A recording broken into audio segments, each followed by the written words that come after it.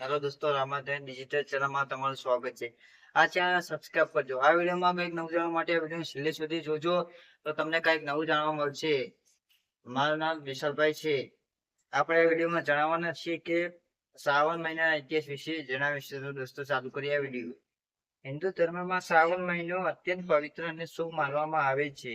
આ મહિનો ભગવાન શિવને સમર્પિત છે. ત્યારે દેશભરના શિવ મંદિરોમાં ભક્તોની ભારે ભીડ જોવા મળે છે.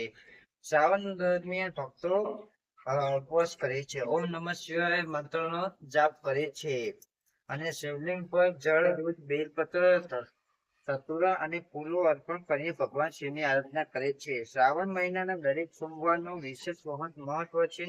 માન્યતા છે કે આ દિવસે ભક્તિપૂર્વક ભગવાન શિવની પૂજા કરવાથી મનની ઈચ્છાઓ પૂર્ણ થાય છે અને સુખ સમૃદ્ધિ પ્રાપ્ત થાય છે. આ મહિનામાં કાવડ યાત્રાનું પણ વિશેષ મહત્વ છે, જેમાં ભક્તો પવિત્ર નદીઓમાંથી જળ કાઢી શિવલિંગ પર અભિષેક કરે છે.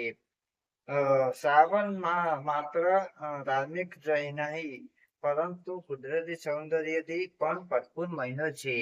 ચોમાસાની હરિયાળી, ઠંડુ વાતાવરણ અને વરસાદ પ્રકૃતિને નવી તાજગી આપે છે. આ મહિનો ભક્તિ, સંયમ, સકારાત્મકતા અને આધ્યાત્મિક વિકાસ ઉત્તમ સમય માનવામાં આવે છે. તેથી શ્રાવણ મહિનો દરેક હિન્દુ માટે આસ્થા, ભક્તિ અને પવિત્ર જીવનની પ્રેરણા આપતો વિશેષ મહિનો છે. તો દોસ્તો, તમને વિડીયો સારો લાગ્યો તો વિડીયો લાઈક કરી દેજો.